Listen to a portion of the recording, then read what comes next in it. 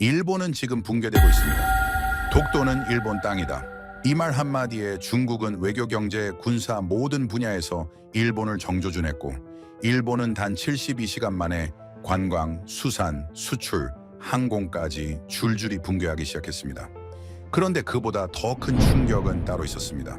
일본이 잃어버린 20조 엔의 돈, 그 흐름을 추적해보니 전부 한국으로 흘러가고 있었다는 사실. 이제 그 숨겨진 기록을 공개합니다. 시작 전 여러분의 구독과 좋아요는 정말 큰 힘이 됩니다. 11월 7일로 돌아가 보겠습니다. 그날 오전 국회 예산위원회였어요. 저는 청사 집무실에서 중계를 지켜보고 있었죠. 야당 의원이 질문을 던졌습니다. 만약 중국이 대만을 해상 봉쇄할 경우 이것이 존리비기 사태에 해당할 수 있다고 보십니까? 일본이 집단 자위권을 발동할 수 있는 몇 안 되는 상황 중 하나입니다. 다카이치 총리는 잠시 침묵하다가 입을 열었어요. 가능성을 배제할 수 없다고 봅니다. 그 순간 제 휴대폰이 울리기 시작했습니다. 베이징 주재 상무관이었어요. 심의관님, 중국 외교부가 긴급 브리핑 소집했습니다.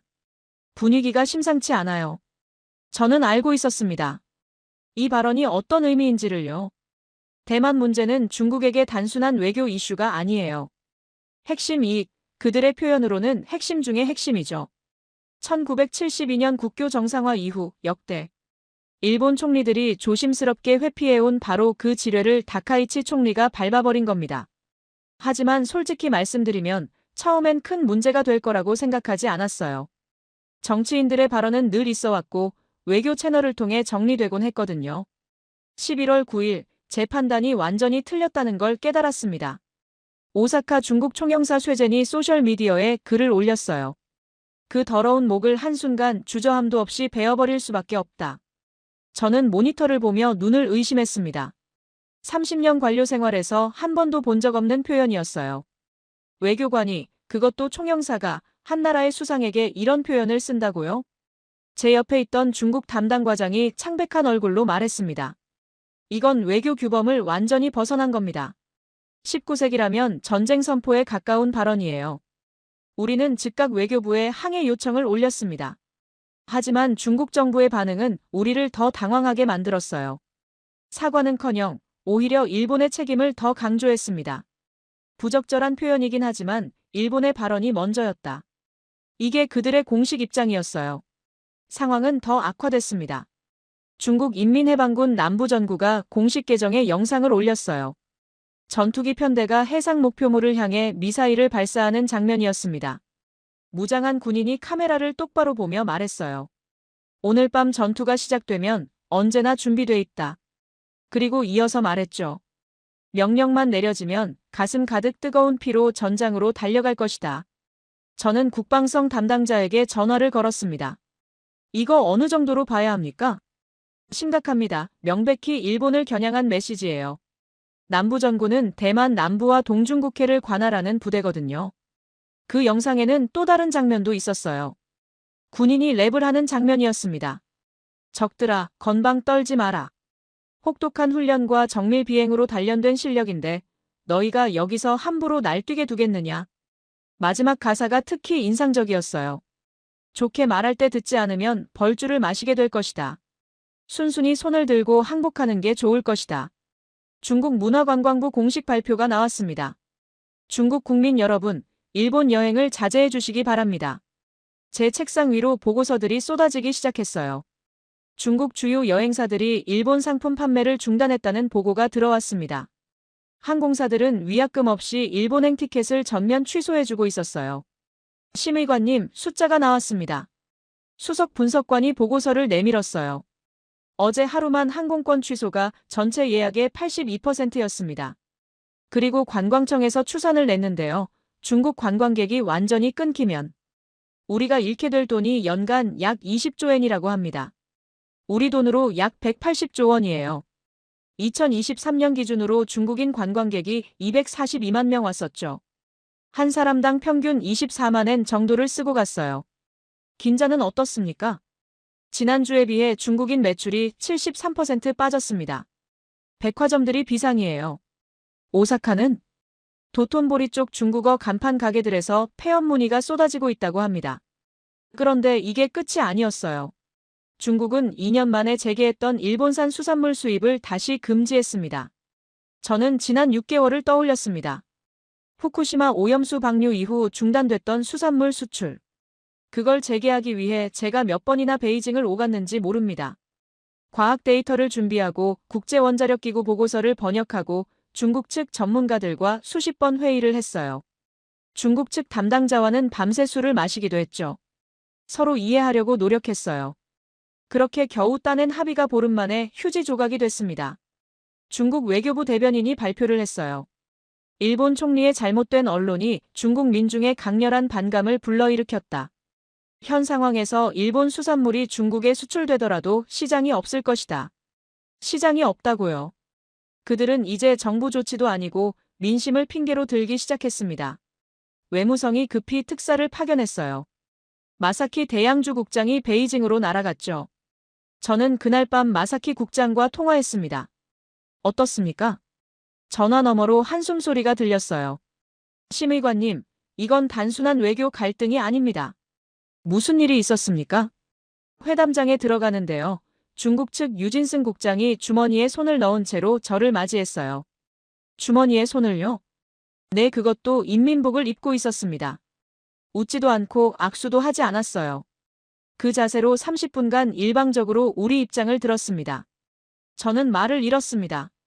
외교 의전에서 이건 있을 수 없는 일이었어요. 특히 주머니에 손을 넣고 상대를 맞이한다는 건 명백한 무례였습니다. 그리고 인민복이요, 심의관님. 그거 아시죠? 1919년 오사운동 때 입던 옷 아닙니까? 저는 고개를 끄덕였어요. 마사키 국장이 말을 이어갔습니다. 오사운동의 가장 큰 목표가 뭐였습니까? 일본 제국주의에 대한 저항이었죠. 그러니까 그들은 옷으로 메시지를 보낸 겁니다. 요구사항은 뭐였습니까? 명확했습니다. 총리의 발언 철회와 공식 사과. 그게 아니면 협상은 없다고 했어요. 중국 국방부 대변인 장빈이 기자회견을 열었습니다. 일본이 경솔하게 행동할 경우 그는 잠시 멈췄다가 천천히 말했어요. 중국군의 철통 같은 방비에 머리가 깨지고 피가 흐를 것입니다. 비참한 대가를 치를 것입니다. 중국 인민해방군 기관지 해방군보에 칼럼이 실렸어요. 제목부터 심상치 않았습니다. 일본은 역사를 잊었는가였죠. 내용은 더 직접적이었어요. 대만 해협 정세에 무력 개입할 경우 일본 국민과 국가 모두 재난에 빠질 수 있다. 일본 전국이 전쟁터로 전락할 위험이 있다. 다카이치 총리의 발언 이후 단 13일 만에 우리는 이 지경까지 왔어요. 경제 제재가 시작됐고 외교적으로 모욕을 당했고 군사적 위협까지 받고 있었습니다. 중국은 모든 수단을 동원해 우리를 압박하고 있었어요. 그리고 가장 큰 문제는 뭐냐면요. 다카이치 내각의 지지율이 오히려 올라가고 있다는 거였어요. 여론조사 결과를 보니까요. 취임 직후에는 48%였던 지지율이 대만 발언 직후 51%로 올랐습니다. 그리고 최근 조사에서는 54%까지 올라갔어요. 국민들은 강한 일본을 원했습니다. 중국에 굴하지 않는 총리를 원했어요. 정치적으로는 후퇴할 수 없는 상황이 된 겁니다. 저는 그날 밤 사무실에 혼자 남아 생각했습니다. 우리는 지금 어디로 가고 있는 걸까? 그리고 이 상황에서 빠져나갈 방법은 있는 걸까? 저는 관계부처 긴급회의를 소집했습니다. 경제산업성, 외무성, 국토교통성, 농림수산성, 그리고 관광청까지 모였어요. 현재까지 파악된 피해 규모를 공유하겠습니다. 제가 첫 번째 자료를 화면에 띄웠습니다. 먼저 관광부문입니다. 어제까지 집계된 수치로는 중국인 관광객 예약 취소가 82%에 달합니다. 회의실이 조용해졌어요. 긴자백화점은 더 심각합니다. 지난주에 비해 중국인 매출이 73% 감소했어요. 오사카 도톤보리에서는 중국어 간판을 달고 있는 가게들이 폐업 문의를 하고 있다고 합니다. 관광청장이 고개를 저었습니다. 관광청에서 추산을 냈는데요. 저는 잠시 멈췄다가 말을 이었습니다. 중국 관광객이 완전히 끊길 경우 연간 예상 손실액이 약 20조 엔입니다. 20조 엔이라면 외무성 국장이 중얼거렸습니다. 우리 돈으로 180조 원이 넘습니다. 그렇습니다. 계산해보니 2023년 기준 중국인 관광객이 242만 명이었고 1인당 평균 소비액이 24만 엔 정도였어요. 다음은 수산물입니다. 저는 화면을 넘겼어요. 작년 일본산 수산물 대중 수출액이 870억 엔이었습니다. 그런데 겨우 15일 만에 다시 문이 닫혔어요. 현재 피해를 보고 있는 어업인이 전국적으로 약 3만 2천 가구입니다. 농림수산성 과장이 손을 들었습니다. 심의관님, 재고 처리가 안 되고 있습니다. 폐기할 수밖에 없는 상황이에요. 알고 있습니다. 그리고 소고기 재수입 협의도 중단됐습니다. 5년간 준비한 협상이 무산됐어요.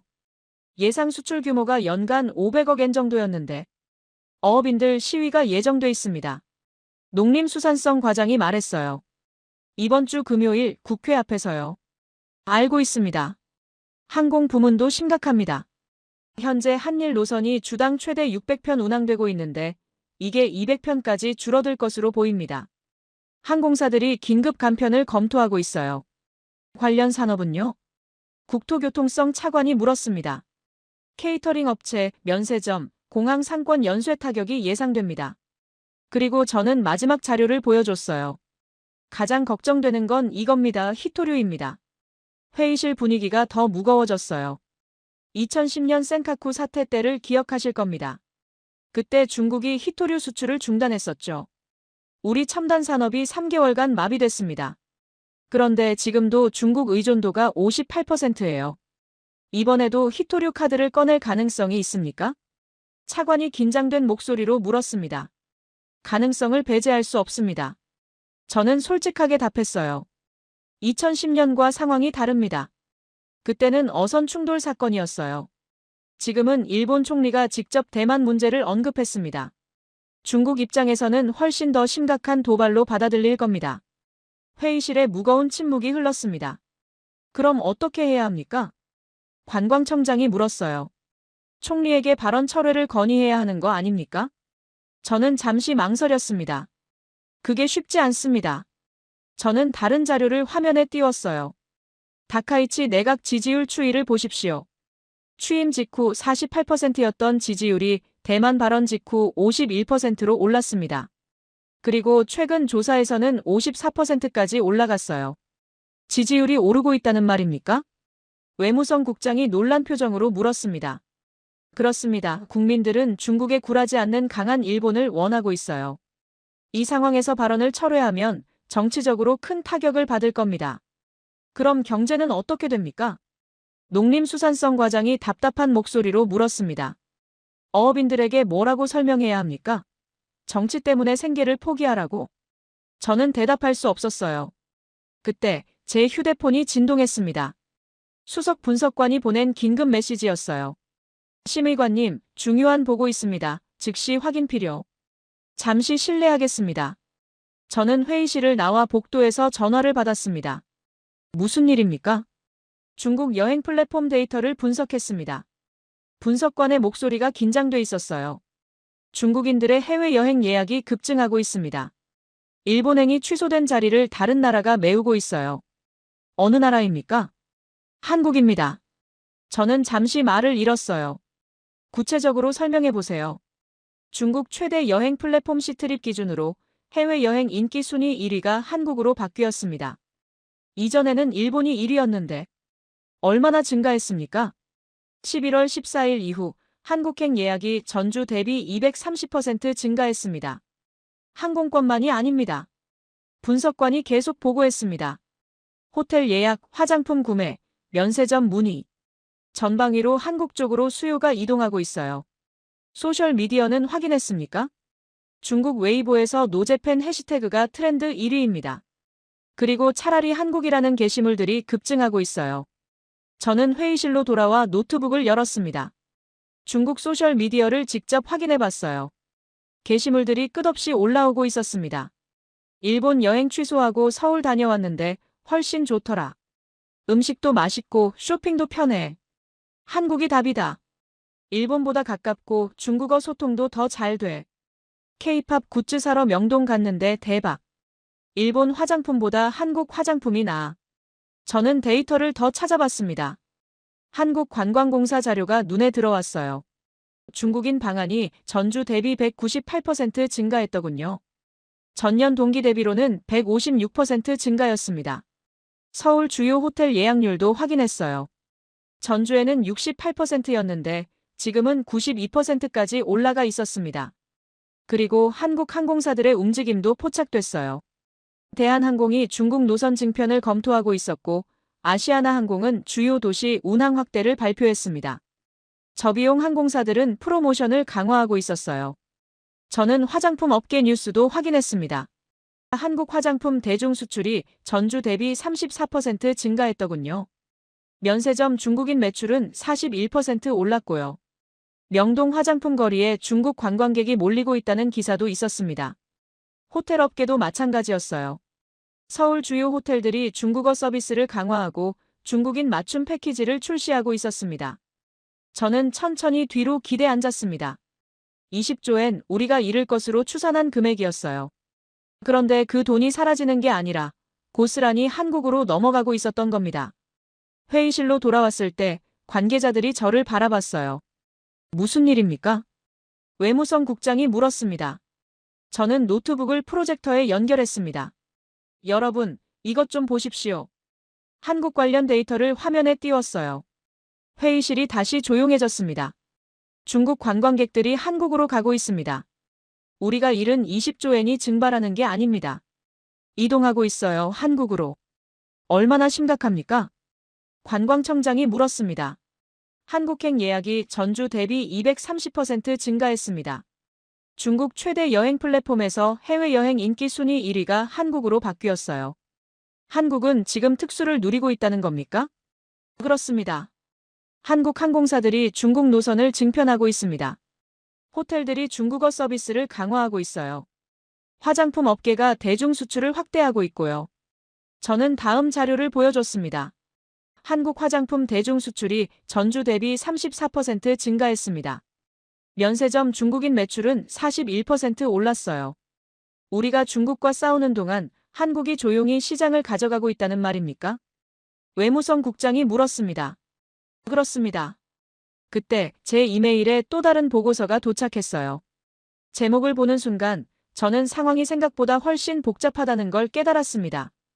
한중일 문화장관 회의 취소, 중국 측 요청에 따름. 다음 주에 예정돼 있던 회의가 갑자기 취소됐다는 내용이었어요.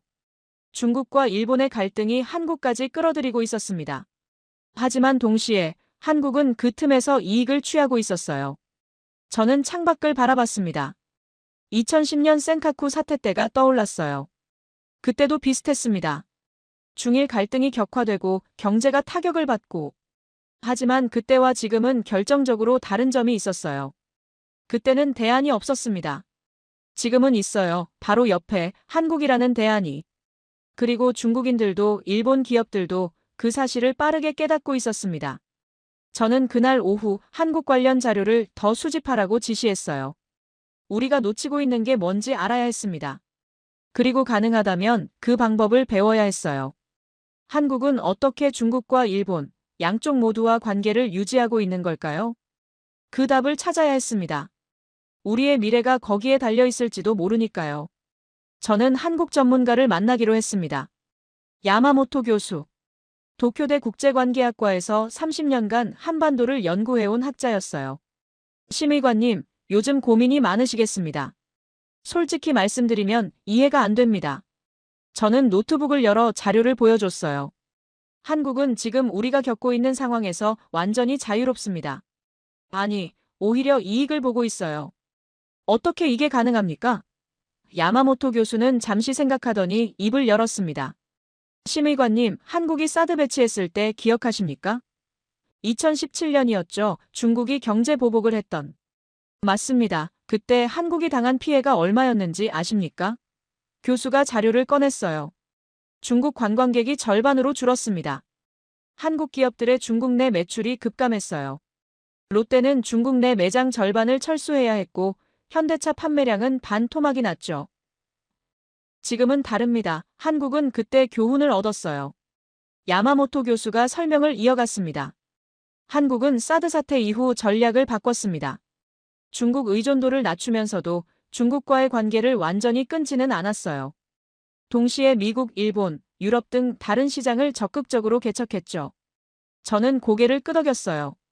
그런데 지금 상황을 보십시오. 우리는 중국과 정면 충돌하고 있습니다. 한국은 어떻습니까? 한국은 조용합니다. 교수가 미소를 지었어요. 한국 정부는 우리의 대만 발언에 대해 공식 입장을 내지 않았습니다. 찬성도 반대도 하지 않았어요. 그냥 침묵하고 있죠. 침묵이요? 네, 전략적 침묵입니다. 한국은 양쪽 모두를 자극하지 않으면서 실리를 챙기고 있어요. 저는 자료를 더 찾아봤습니다. 한국 외교부 브리핑을 확인했어요. 기자가 질문을 던졌더군요.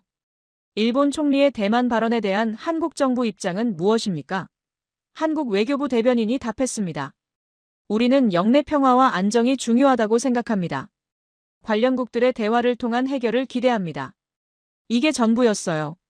찬성도 반대도 아닌 원칙적인 입장만 밝혔습니다. 보십시오. 야마모토 교수가 말했어요. 한국은 우리를 지지하지도 않지만 중국 편을 들지도 않습니다. 그냥 중립을 유지하면서 양쪽과 경제관계를 이어가고 있어요. 저는 더 깊이 파고들었습니다. 한국의 대중국 무역 데이터를 확인했어요.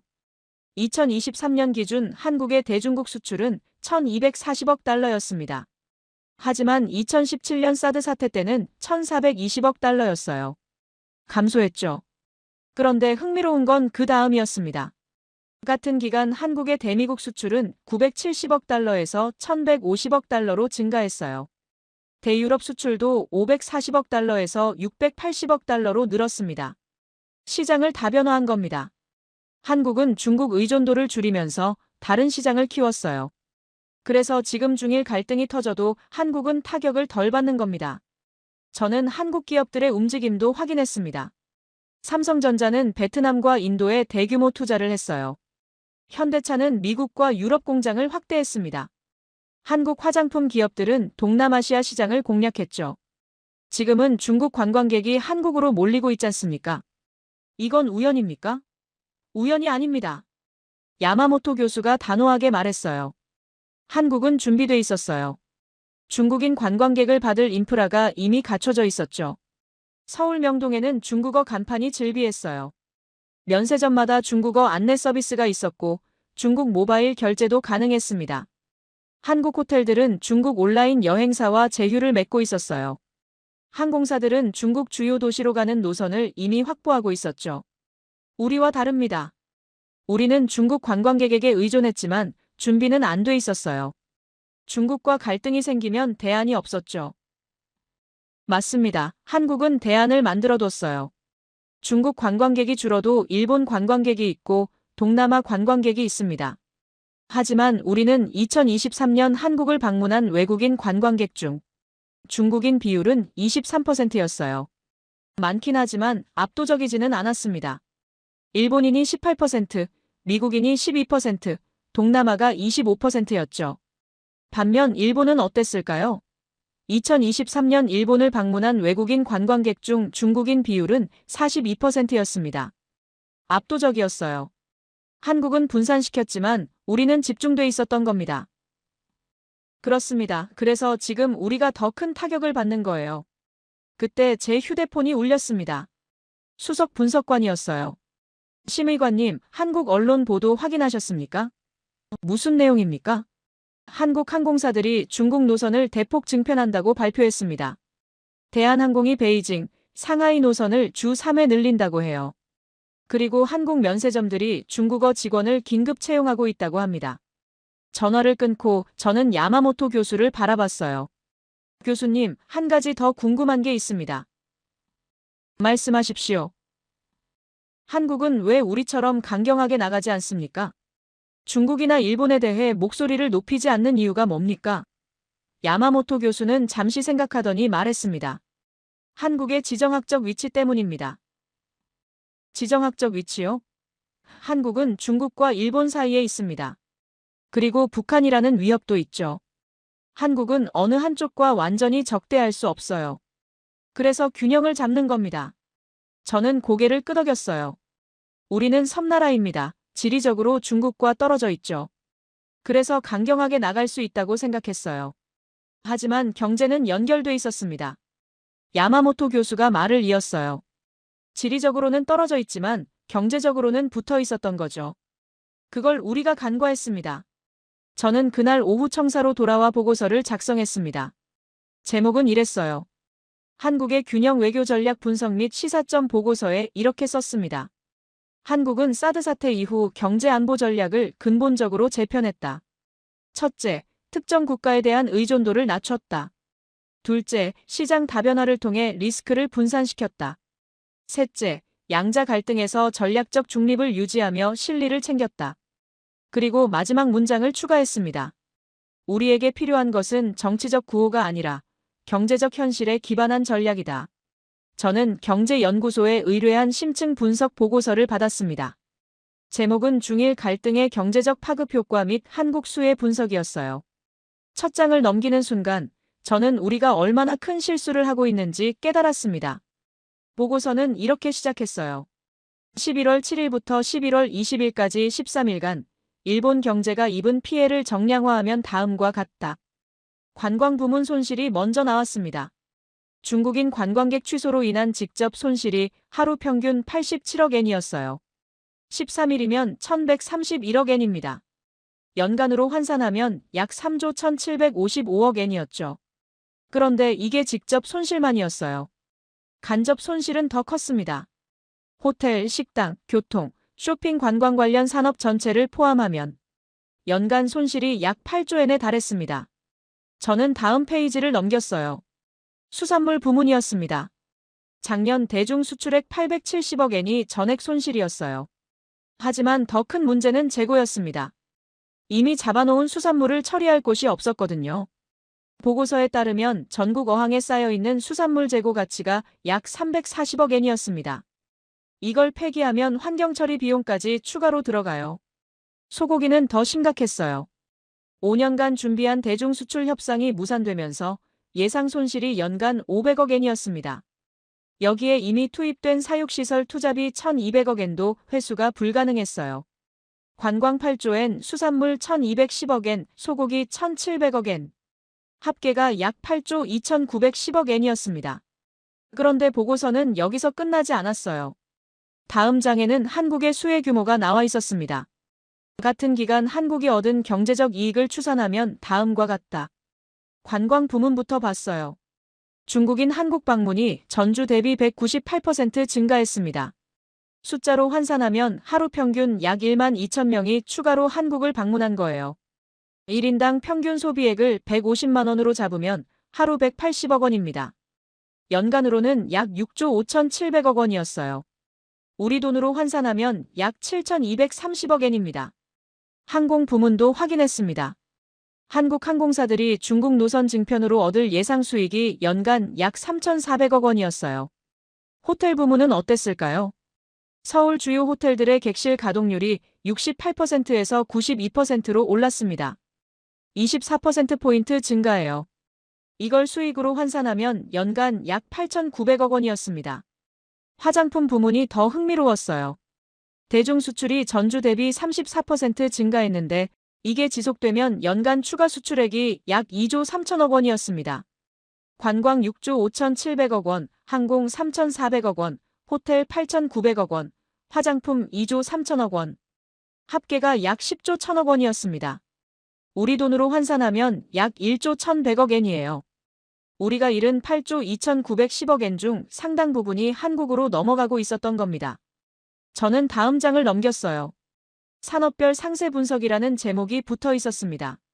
면세점 부문을 먼저 봤어요. 일본 주요 면세점들의 중국인 매출이 평균 67% 감소했습니다. 반면 한국 면세점들의 중국인 매출은 41% 증가했어요. 구체적인 품목별로도 나와 있었습니다.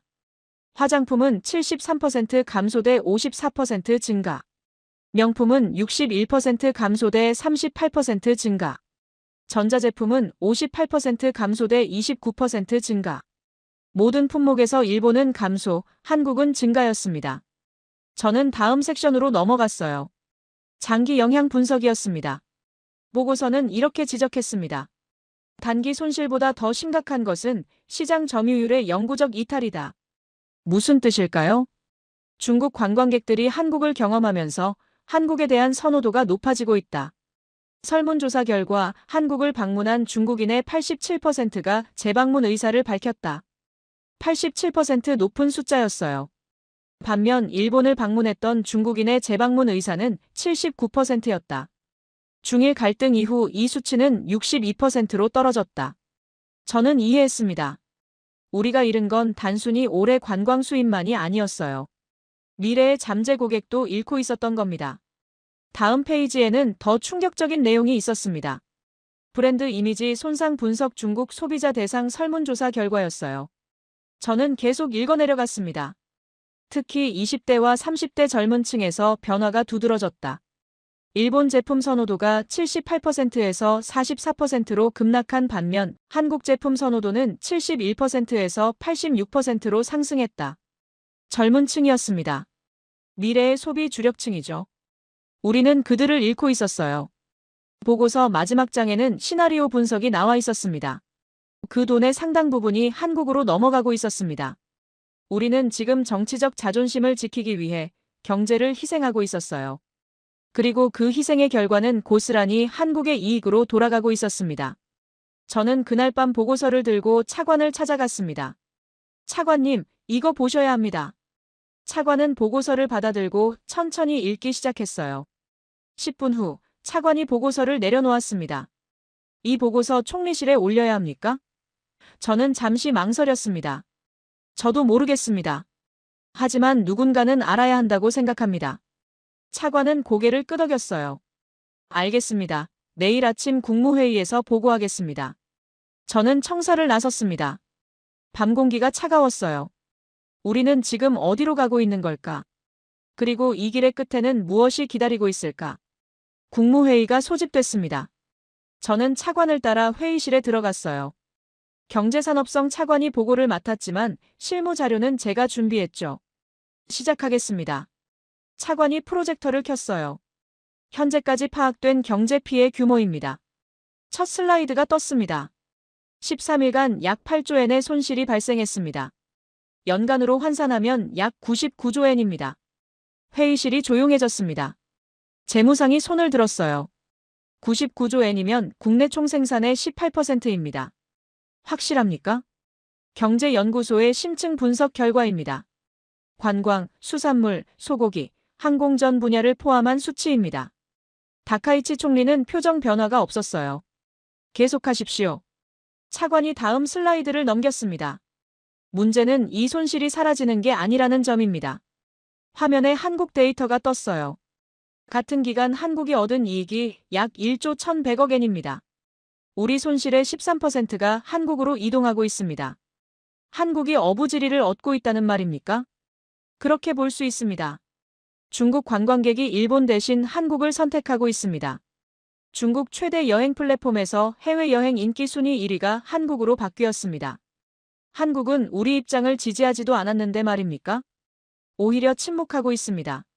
한국 정부는 우리 총리님의 대만 발언에 대해 어떤 공식 입장도 내지 않았습니다. 찬성도 반대도 하지 않았어요. 그럼 중국 편을 든 겁니까? 그것도 아닙니다. 중국의 군사 위협에 대해서도 침묵하고 있습니다. 완전한 중립이죠. 다카이치 총리가 처음으로 입을 열었습니다. 중립이 이익이 되는 시대라는 말입니까? 그렇습니다. 한국은 양쪽 모두를 자극하지 않으면서 실리를 챙기고 있습니다. 재무상과 경제 재생상은 어두운 표정이었습니다. 다카이치 총리가 말했습니다. 경제적 손실은 이해했습니다.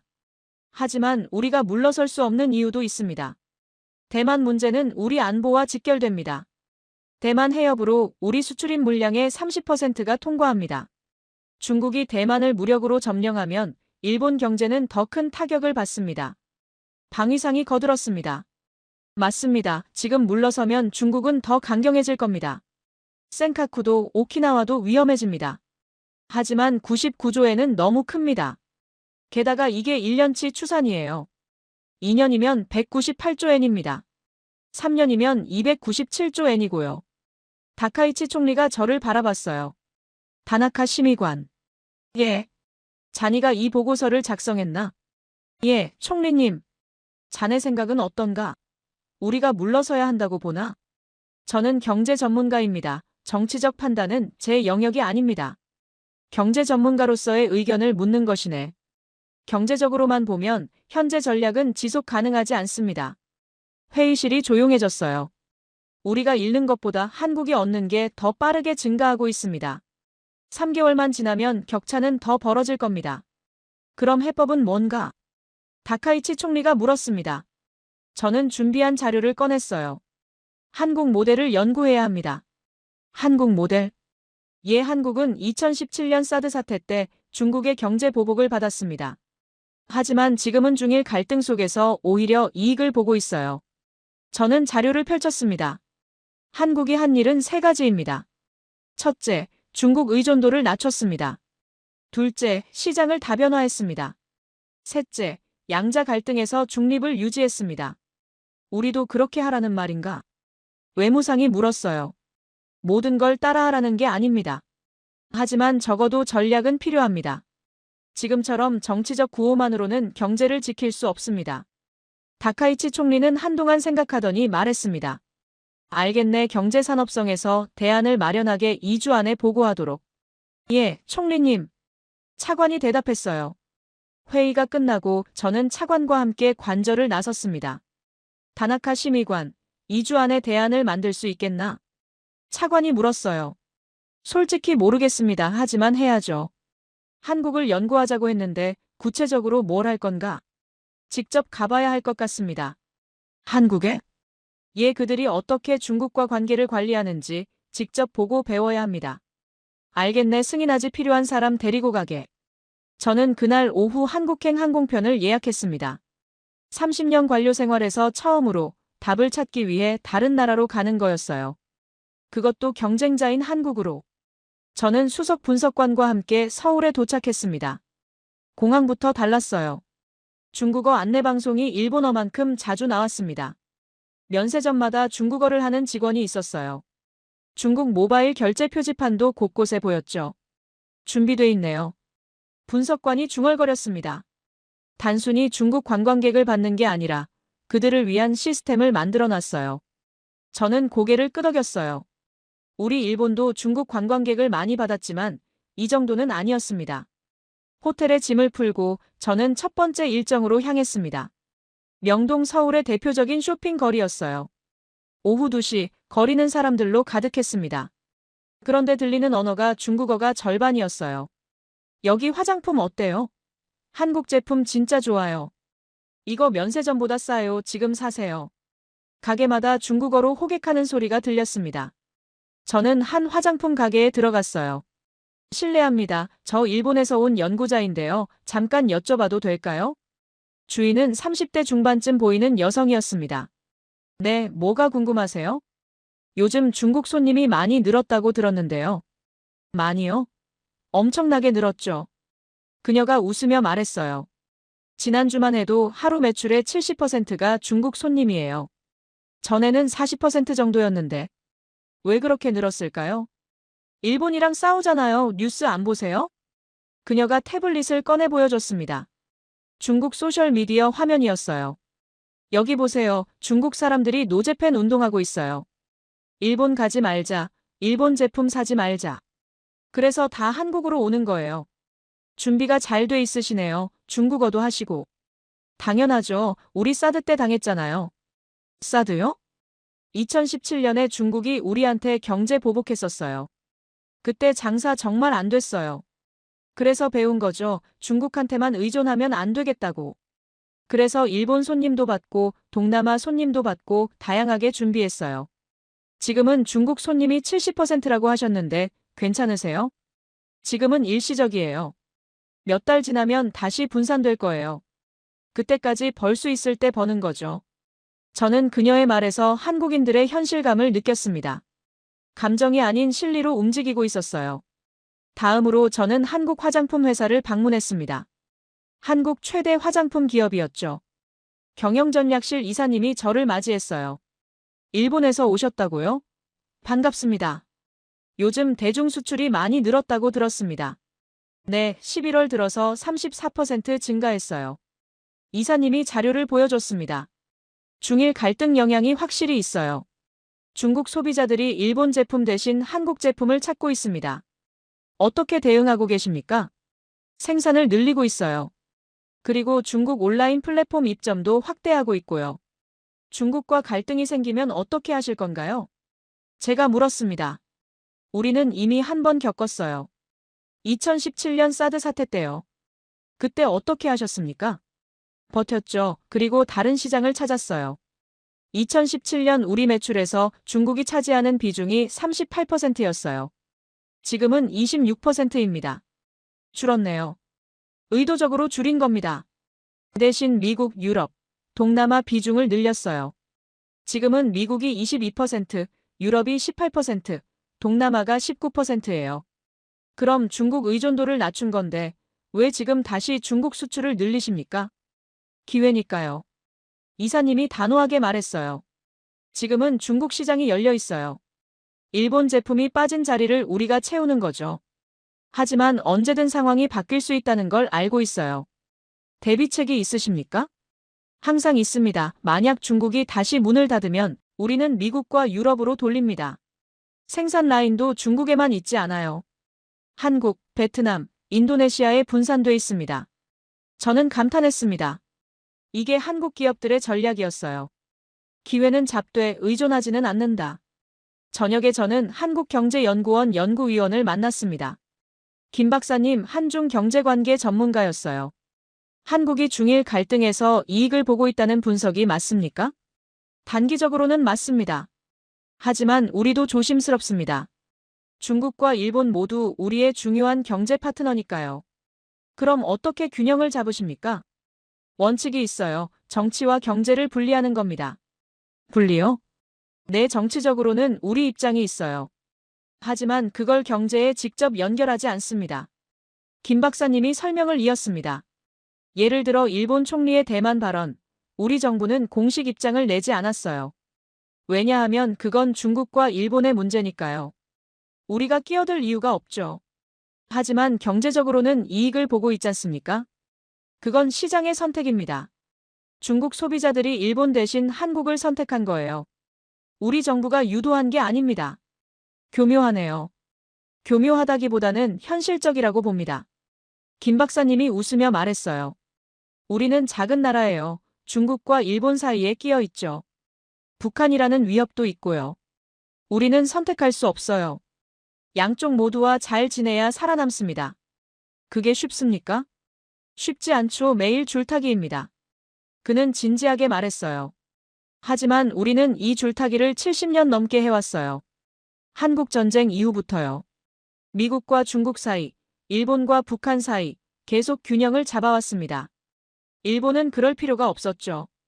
우리는 섬나라니까요. 미국과 동맹이면 충분했어요.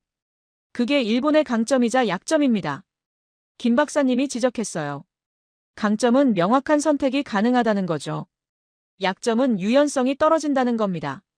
저는 고개를 끄덕였어요. 그날 밤 호텔로 돌아와 저는 하루 동안 본 것들을 정리했습니다. 한국은 준비돼 있었어요. 시스템도 전략도 마음가짐도. 그들은 위기를 경험했고 그 위기에서 배웠습니다. 그리고 지금 그 배움이 이익으로 돌아오고 있었어요. 반면 우리는 어땠을까요? 우리는 위기를 경험하지 않았어요. 아니, 경험했지만 배우지 않았습니다. 2010년 센카쿠 사태, 2012년 다오위다오 사태, 수없이 많은 중일 갈등. 하지만 우리는 매번 같은 방식으로 대응했어요. 강경하게 나가고 경제적 타격을 받고 시간이 지나면 회복되기를 기다렸습니다. 이번은 달랐어요. 이번엔 한국이라는 대안이 있었습니다. 그리고 중국 소비자들은 그 대안을 빠르게 선택하고 있었어요. 저는 노트북을 열어 보고서를 쓰기 시작했습니다. 제목은 한국의 경제 안보 전략과 시사점이었어요. 첫 문장을 이렇게 썼습니다. 한국은 위기를 기회로 바꾸는 법을 알고 있다. 도쿄로 돌아왔습니다. 공항에서 신문을 샀어요. 일면 머리 기사가 눈에 들어왔습니다. 중국, 일본산 히토류 수출 제한 검토. 가슴이 철렁 내려앉았습니다. 2010년의 악몽이 다시 시작되는 건가? 청사로 돌아가자마자 긴급회의가 소집돼 있었어요. 심의관님, 큰일 났습니다. 중국 상무부가 공식 발표했습니다. 일본에 대한 히토류 수출을 제한하겠다고요. 언제부터입니까? 12월 1일부터요. 회의실에 들어가니 이미 관계자들이 모여 있었어요. 경제산업성, 경제재생본부, 산업기술종합연구소. 현재 재고 현황을 보고하겠습니다. 산업기술종합연구소 연구원이 말했어요. 일본 내 히토류 재고는 평균 45일치입니다. 12월 1일부터 공급이 끊기면 1월 중순에 바닥납니다. 대체 공급처는 호주, 미국, 베트남이 있습니다. 하지만 중국 물량을 완전히 대체하려면 최소 6개월이 걸립니다. 그럼 6개월 동안은 생산 차질이 불가피합니다. 히토류는 첨단 산업의 핵심입니다. 반도체, 전기차, 로봇, 스마트폰. 모든 게 히토류 없이는 만들어지지 않아요. 피해 규모는 어느 정도입니까? 6개월간 생산 차질로 인한 손실이 연구원이 계산기를 두드렸어요. 약 18조 엔입니다. 여기에 관광 손실 20조 엔, 수산물 손실 1조 엔을 더하면 총 39조 엔입니다. 반년 만에요. 그리고 이게 1년 가면 78조 엔이 됩니다. 처음 추산한 99조 엔과 비슷해지는 거죠. 차관이 고개를 저었어요. 이건 감당이 안 됩니다. 한국은 어떻습니까? 경제재생본부 국장이 물었어요. 한국도 중국 히토류에 의존하지 않습니까? 저는 서울에서 받아온 자료를 꺼냈습니다. 한국의 중국 히토류 의존도는 2017년 83%였습니다. 하지만 지금은 61%예요. 어떻게 줄인 겁니까? 호주, 베트남과 장기 계약을 맺었습니다. 그리고 도시 광산 사업도 확대했어요. 도시 광산이요? 폐전자 제품에서 히토류를 재활용하는 겁니다.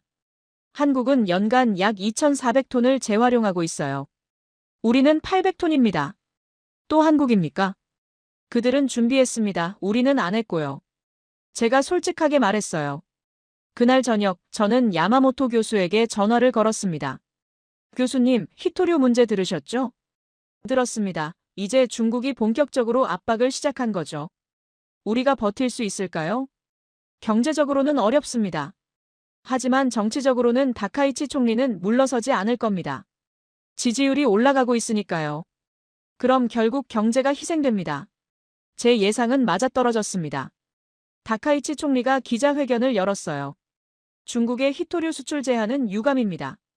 하지만 우리는 굴하지 않을 것입니다. 대만 문제는 우리 안보의 핵심입니다. 경제적 압박에 굴복할 수 없습니다. 기자들이 질문을 쏟아냈어요. 총리님, 경제적 피해가 막대할 텐데요. 단기적으로는 어려움이 있을 것입니다. 하지만 장기적으로는 우리 안보를 지키는 게 더 중요합니다. 대체 공급처 확보 계획은 호주, 미국과 협의 중입니다. 그리고 국내 재활용 기술도 강화할 것입니다. 기자회견이 끝나고 여론조사 결과가 나왔어요. 다카이치 내각 지지율 58%. 또 올랐습니다. 국민들은 강한 일본을 원하고 있어요. 경제적 손실보다 정치적 자존심이 더 중요한 겁니다. 그럼 우리는 어떻게 해야 합니까? 저도 모르겠습니다. 그는 솔직하게 답했어요. 정치와 경제가 정면 충돌하고 있어요. 그리고 정치가 이기고 있습니다. 그날 밤 저는 한국 뉴스를 확인했습니다.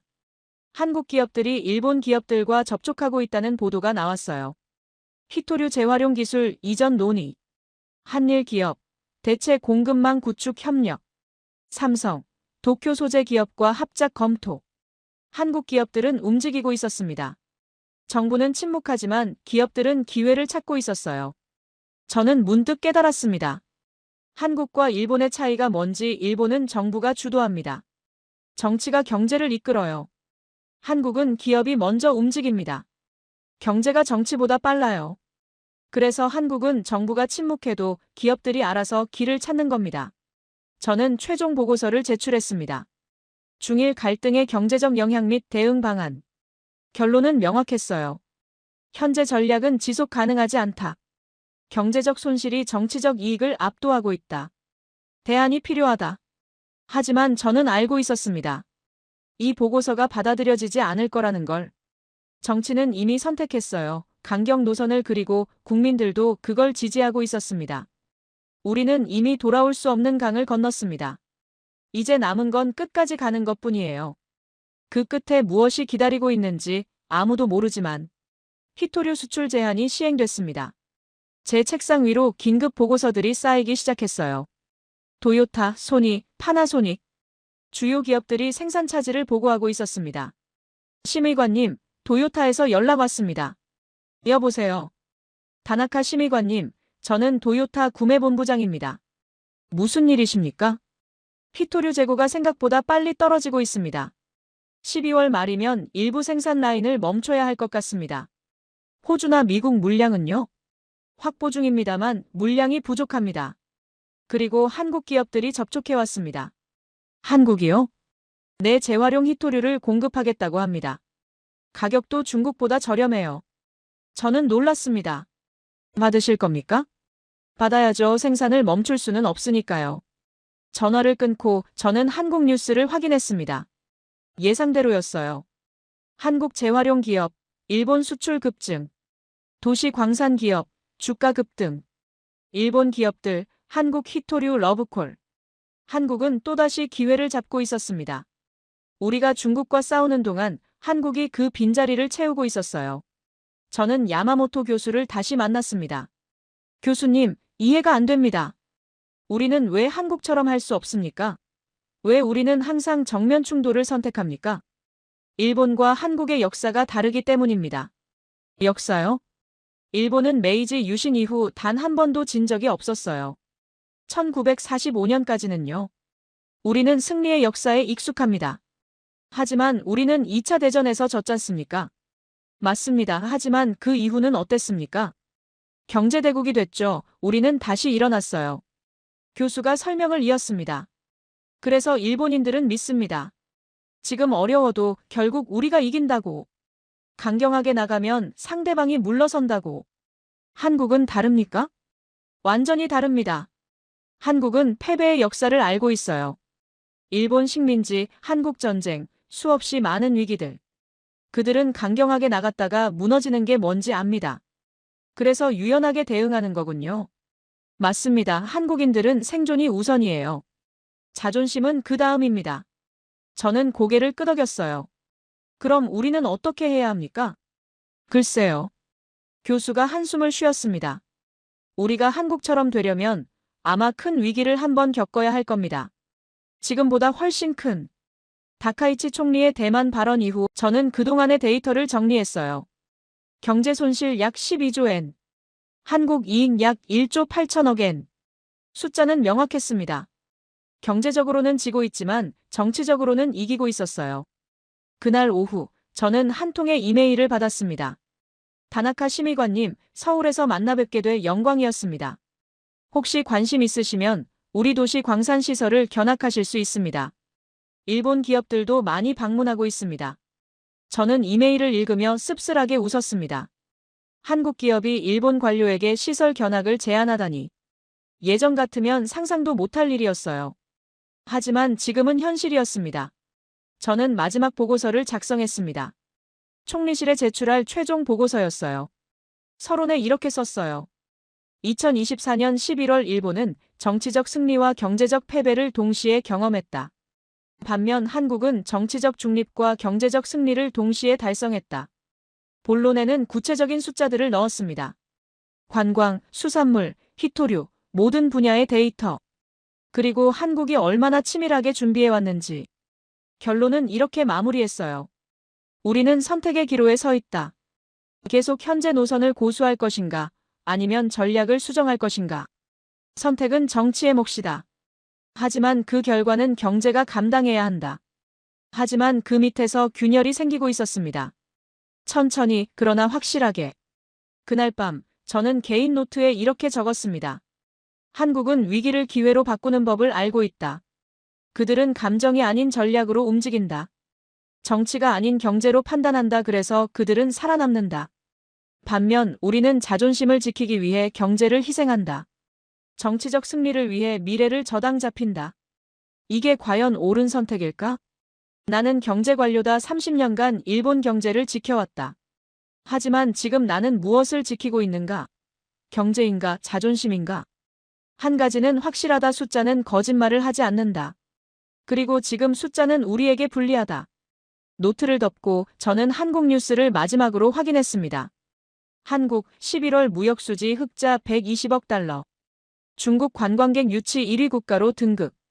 한국 화장품, 중국 시장 점유율 역대 최고. 그들은 승리하고 있었습니다. 여러분은 어떻게 보셨습니까? 댓글로 생각을 나눠주시면 큰 도움이 됩니다.